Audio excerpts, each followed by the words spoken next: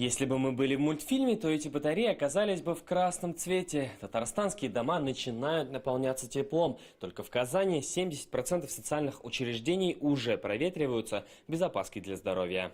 В первую очередь получателей попали больницы, школы и детские сады. В их батарее горячая вода пришла еще на прошлой неделе. В группах 25 градусов. Не станет ли жарко?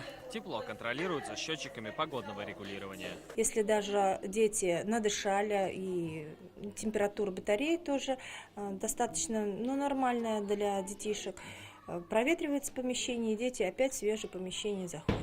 А вот в квартирах тепло еще придется подождать. Решает погода. Дадут его только при среднесуточной температуре 8 градусов. Без тепла пока 28 учреждений соцсферы, которые находятся в многоквартирных домах.